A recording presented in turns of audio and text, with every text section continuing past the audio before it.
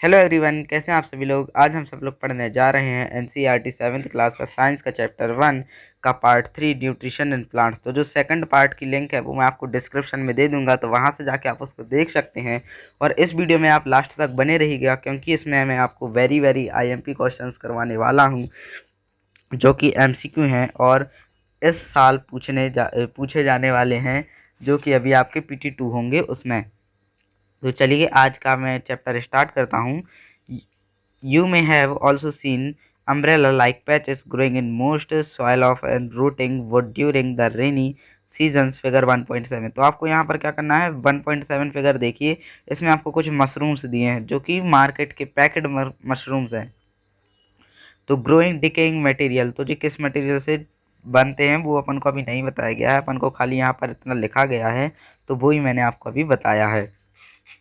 और एक बात और बताता हूँ मैं, जो आप मशरूम उगाएंगे, मान लिया आपने घर में छाया में रख दिया मशरूम का पेड़ लगाकर, तो जब वो उगेगा तो कम से कम वो 3 से 4 सेंटीमीटर का उगेगा। लेकिन अगर आप उसी मशरूम को किसी गुफा में या किसी टनल, एकदम काली यानी अंधेरी टनल में उगाते हो, तो वो ही जो मशरूम है वो कम से कम 8 से 9 सेंटीमीटर तक का हो जाता है। तो ये डिफरेंस होता है मशरूम की अंधेरे में। यानी अगर आप मशरूम अंधेरे में उगाएंगे तो वो ज़्यादा तेज़ी से ग्रो करेगा और ज़्यादा बड़ा होगा। और अगर आप उसको छाया में भी रखेंगे, जो अपन आप घर में उगाएंगे, तो वो ज़्यादा बड़ा नहीं होगा, कम से कम 3 से 4 सेंटीमीटर का होगा और बस, वो इससे ज़्यादा नहीं बढ़ पाएगा। और आज अपन क्या ढूंढेंगे, टाइप ऑफ न्यूट्रिशंस ढूंढेंगे, और सर्वाइव कैसे करते हैं न्यूट्रिशंस, तो अपन वो पढ़ेंगे। तो यहाँ पर अपन को एक्टिविटी दी गई है, एक्टिविटी 1.2, इसको पढ़ना है अपन को। तो अभी अपन इसको पढ़ते हैं। Take a piece of bread and moisten it with water. Leave it in a moist warm place from 2 to 3 days until fluffy patches appear on them. 1.8 What is the color of these patches? तो आपको क्या करना है, simply एक bread का टुकड़ा लेना है, जिसको आपको क्या करना है, पानी में डूब के रख देना है एक प्लेट में 3 से 4 दिन के लिए।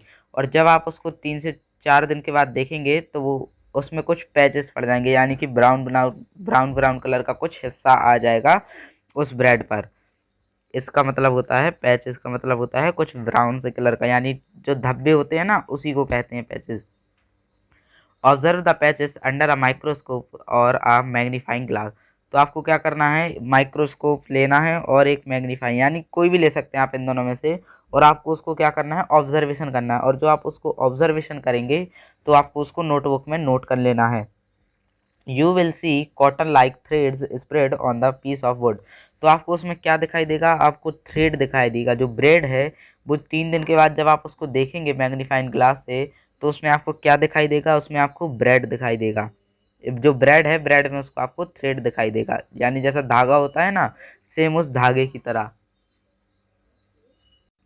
तो जो फंगस वो लग जाती है तो वो किस प्रकार दिखने लगती है, इस धागे की तरह। मतलब आप इसको जब मैग्नीफाइंग ग्लास से देखेंगे तो बिल्कुल धागा लगेगी, थ्रेड होता है ना, आपने देखा होगा धागा, तो धागे की तरह ही लगने लगती है, और थोड़ी बहुत कॉटन की तरह भी लगती है। These organism are called fungi. तो फंगी मतलब फंगस होती है। They have a different mode of nutrition, they observe the nutrition from the bread. तो आपको क्या करना है, जो न्यूट्रिशन है उसको ऑब्जर्व करना है ब्रेड के ऊपर। This mode of nutrition in which organism like nutrition from dead and decaying matter is called saprotrophic nutrition. तो ये क्या करता है, ये डेड और डिकेइंग पर मैटर करता है, तो सेप्रोट्रॉपिक मैटर इसको कहने लगते हैं। इसको क्या कहते हैं, कॉल्ड, क्या कहते हैं, कॉल्ड का मतलब होता है कहना या फिर करना। Saprotrophic nutrition, such organism with saprotrophic mode of nutrition called saprotrophs.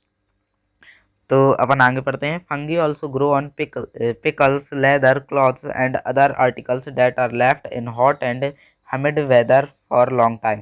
तो जो फंगस होती है वो किन तीनों जगह पर लगती है, पहला तो हो गया अचार, यानी जो आप पिकल्स खाते हैं किसी भी हो, तो अगर देखिएगा आप, जो आप पिकल्स खाते हैं अगर उसको अच्छे से धूप ना लगे या फिर उसमें थोड़ा बहुत पानी का हिस्सा रह जाए, तो जब आप उसमें अचार रखेंगे किसी भी बरनी में, तो उसमें क्या लग जाएगी, फंगस लग जाएगी।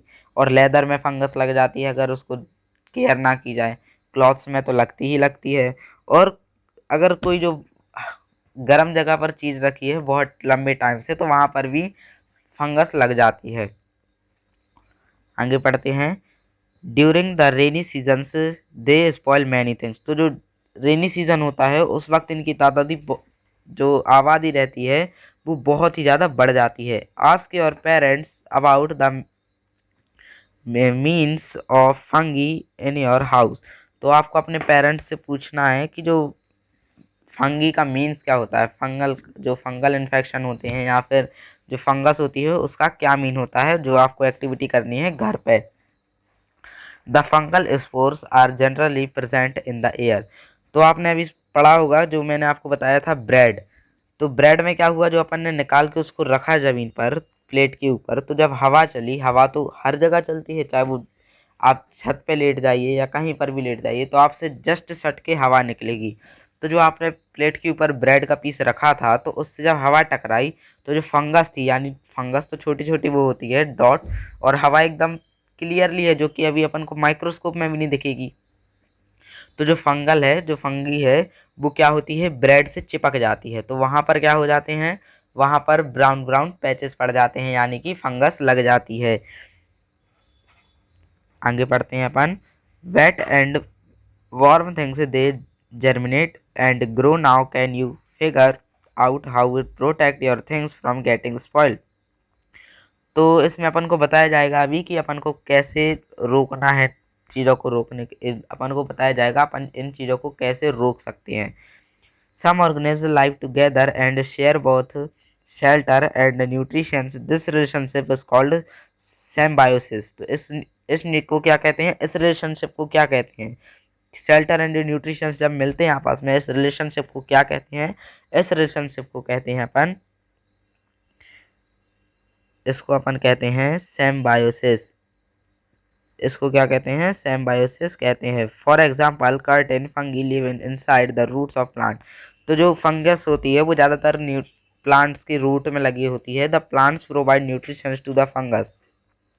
तो जो प्लांट्स होते हैं वो प्रोवाइड करते हैं न्यूट्रिशन किसको, फंगस को, और जो return the fungus provides water and curtain nutrition. तो जो फंगस होती है वो जो प्लांट न्यूट्रिशंस देता है उसी को रिटर्न करके उसके साथ वाटर भी पहुंचा देती है, किसको, प्लांट्स को। The organism called lichness, a chlorophyll containing partner which is a alga and fungus live together. The fungus provides shelter, water and minerals to the alga, and in return the alga prepares and provides food to the fungus. तो अपन को बताया गया है जो अलगा है यानी अलगी है वो क्या करती है, अपना फूड बनाती है किस चीज़ से, फंगस से। तो जो फंगस लगती है ना ब्राउन ब्राउन, जो मैंने अभी आपको बताया ब्रेड पे, उसी के दम पे जो अलगी होती है, अलगा होता है, वो खाना बनाता है फंगस से। तो अपन पढ़ेंगे हाउ न्यूट्रिशंस आर हाँ replaced in the soil. Have you seen farmers spreading manure fertilizers in the fields और gardeners using them in lawns of pots. तो आपने देखा होगा जो फार्मर्स होते हैं वो अपने खेत में, यानी जो उनका खेत होता है, वो अपने फार्म में ढेर सारी खाद मिलाते हैं जिस कारण उनको नाइट्रोजन मिल जाती है पौधों को, और फंगस भी बन जाती है जो कि पौधों को अच्छा बड़ा करने में मदद करती है। नाइट्रोजन को पेड़ की बहुत ही ज़्यादा ज़रूरत होती है, और सॉरी पेड़ को बहुत ही ज़्यादा नाइट्रोजन की ज़रूरत होती है, और फंगस को तो ज़रूरत होती ही होती है, क्योंकि जब तक पेड़ नहीं होंगे तो फंगस को न्यूट्रिशंस कहाँ से मिलेंगे। और अगर जब तक मतलब जब तक फंगस नहीं होगी जब तक उसको थोड़े बहुत न्यूट्रिशंस कहाँ से मिलेंगे पेड़ को। तो इसलिए जो दोनों एक दूसरे के ऊपर चलते हैं। You learn that plants observe minerals and nutritions from the soil. आपने पढ़ा था अभी फर्स्ट या सेकंड पार्ट में, आपने पढ़ा होगा कि जो मतलब मैंने पढ़ाया है, जो प्लांट्स हैं वो कहाँ से मिनरल्स और न्यूट्रिशंस खींच लेते हैं, एब्जॉर्ब कर लेते हैं सॉइल से, मिट्टी से। So their amounts in the soil keep on decaying fertilizers and manures containing nutrition such as nitrogen, potassium और phosphorus। तो इसको क्या कहते हैं, जब ये क्या होता है फर्टिलाइजर हो जाता है तो इसको किन चीज़ों में आ जाता है, ये क्या क्या बना देता है, न्यूट्रिशन बना देता है, नाइट्रोजन बना देता है, पोटेशियम बना देता है और फास्फोरस बना देता है, और अलग न्यूट्रिशंस भी कुछ बना देता होगा जिसको यहाँ पर लिखा गया है ETC। कुछ और न्यूट्रिशंस भी बनते हैं। These nutrition these nutrients need to be added from time to time to enrich the soil। तो इसमें टाइम टू टाइम क्या होता है, बढ़ते भी जाते हैं, एडेड भी होते जाते हैं, और जो खराब होते जाते हैं तो वो मरते जाते हैं। यानी जो कुछ जिन मान लीजिए ऊपर से नए बनते जाते हैं और नीचे से जो पुराने हैं वो खराब हो चुके हैं, वो ऑटोमेटिकली झड़ते जाते हैं और फिर उनका कोई काम नहीं बचता है। मतलब जितने बनते हैं उतनी तेजी से वो घटते भी हैं। आप अपनी ब्लड सेल्स ले लीजिए, आपके ब्लड सेल्स कम से कम 6 महीने चलेंगे, फिर उसके बाद वो घटना स्टार्ट हो जाएंगे, यानी 5वें महीने से वो घटना स्टार्ट हो जाएंगे। और नीचे मतलब जैसे जैसे वो घटते जाएंगे उसकी एक गुनी तादाद से, यानी मान लीजिए 500 घट रहे हैं तो 600 बढ़ेंगे। तो इसी इसी प्रकार से पेड़ों का भी चलता है। तो फिर अब अपन आगे बढ़ते हैं। Usually crop plants observe a lot of nitrogen and the soil becomes deficient in nitrogen. तो जो नाइट्रोजन होती है वो क्रॉप के लिए बहुत ही ज़्यादा मदद करती है, और जो प्लांट्स होते हैं वो नाइट्रोजन को ऑब्जर्व करते हैं सॉइल के फॉर्म में। Gas is available in plenty in the air, plants cannot use it manner in this con carbon dioxide. तो जो प्लांट्स होते हैं वो क्या कार्बन डाइऑक्साइड के साथ नाइट्रोजन तो ले नहीं सकते, और वैसे भी एयर के साथ जो नाइट्रोजन मिली होती है वो प्लांट्स भी नहीं ले सकते। इसलिए वो काय से लेते हैं, वो नाइट्रोजन की जो कमी होती है उसको पूरा किससे करते हैं, रूट से कर लेते हैं, सॉइल से कर लेते हैं, और बाकी कार्बन डाइऑक्साइड उनको एयर से मिली जाती है। They need nitrogen in the shallow form. The bacterium called rhizobium can take atmosphere nitrogen and convert into usable form. तो जो रिहोजियम होता है और बैक्टीरियम होता है, जो दोनों मिलकर एक चीज बनाते हैं जो कि काम करने के लायक हो जाती हैं, यूजेबल हो जाती हैं। But rhizobium can not makes its own food. तो जो रिजोबियम है वो अपना खाना खुद नहीं बना सकता है। So it often lives in roots of gram, peas, moong, beans and other legumes and provides them with nitrogen. तो जो रेहोजियम है वो अपना खाना खुद नहीं बनाता है, वो कुछ कलेक्ट करता है सामान, फिर उसी को वो खाता है। And return the plants provide food and shelter to the bacteria. They thus have a symbiotic relationship.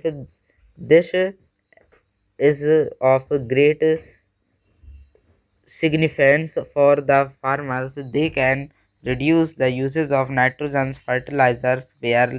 तो जो फर्टिलाइजर्स निकलता है वो किसानों के लिए बहुत ही ज़्यादा काम का होता है, बिकॉज जो किसान होते हैं उनको थोड़ा बहुत फर्टिलाइज़र अगली बार कम डालना पड़ता है, क्योंकि जो लास्ट टाइम के वो होते हैं बैक्टीरिया वो क्या करते हैं, नाइट्रोजन थोड़ा बहुत छोड़ देते हैं सॉइल में, और उनको अच्छी खासी खाद भी मिल जाती है। अब आगे पढ़ते हैं अपन।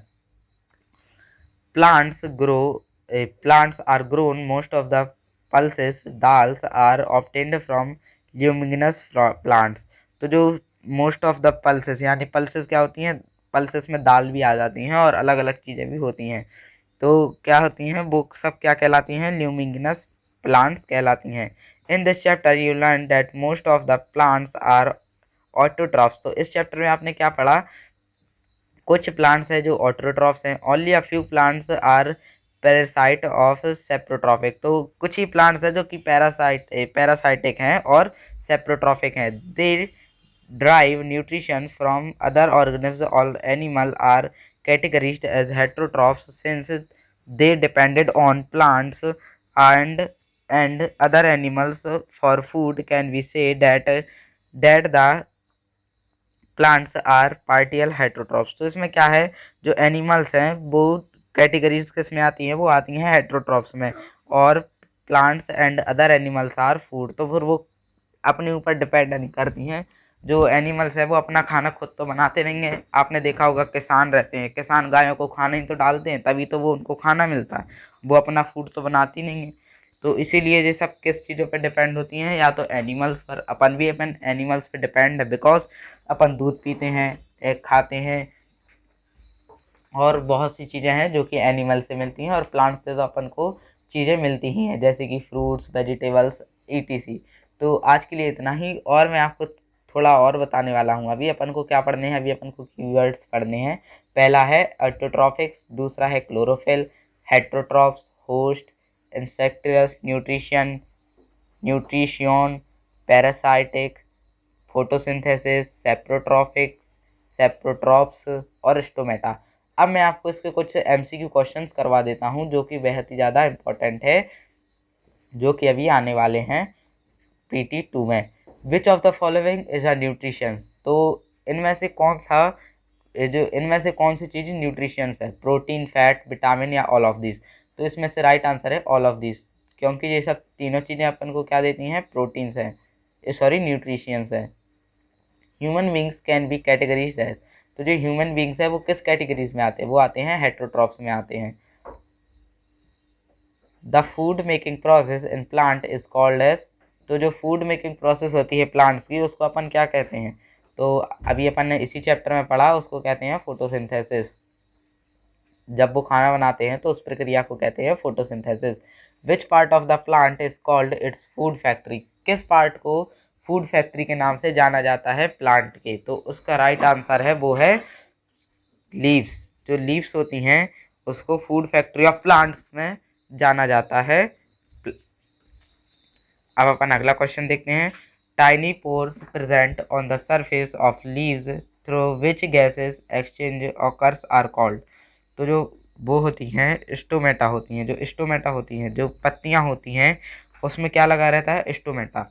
स्टोमेटा क्या करता है, सारी गैसेस को खींच लेता है, जैसे कि कार्बन डाइऑक्साइड और कुछ और चीज़ें जैसे कि सनरेज हो गई, तो उसको क्या कहते हैं, स्टोमेटा कहते हैं, जिस कारण वो प्लांट और लीव्स एनर्जी ले सकती हैं। What is the ultimate source of energy for all living organism, तो जो अल्टीमेट सोर्स ऑफ एनर्जी है सभी जीवित लोगों के लिए वो क्या है, तो अपना राइट आंसर है वो है सोलर एनर्जी, यानी कि सी ऑप्शन अपना सही हो जाएगा। Green pigment present in the leaves is called, तो जो ग्रीन पिगमेंट होता है, ग्रीन कलर होता है पत्तियों पे, वो किस चीज़ का प्रतीक होता है, यानी उसमें क्या रहता है जिस कारण वो पत्तियां ग्रीन दिखती हैं, तो उसका राइट आंसर है क्लोरोफिल। जो क्लोरोफिल होता है उसी के कारण पत्तियां ग्रीन दिखती हैं। ड्यूरिंग फोटोसिंथेसिस प्लांट्स, तो जो फोटोसिंथेसिस होती है जब, तो उसमें प्लांट्स क्या करते हैं, obviously take carbon dioxide and release oxygen, वो कार्बन डाइऑक्साइड लेते भी जाते हैं और अपन को क्या, और अपन को ऑक्सीजन देते भी जाते हैं। नेक्स्ट क्वेश्चन, ड्यूरिंग फोटोसिंथेसिस, तो फोटोसिंथेसिस में क्या होता है, solar energy converted into chemical energy, तो अपना राइट आंसर है, बिकॉज जो सोलर एनर्जी है वो डायरेक्ट प्लांट तो ले नहीं सकता, इसलिए वो क्या करता है, पहले नंबर केमिकल एनर्जी में बदल लेता है, फिर वो उसको ले लेता है। तो आज के लिए इतना ही। अगर आपको ये वीडियो अच्छी लगी हो तो जल्दी से जाकर लाइक, शेयर एंड सब्सक्राइब कर देना और बेल आइकन को भी प्रेस कर देना। Thank you.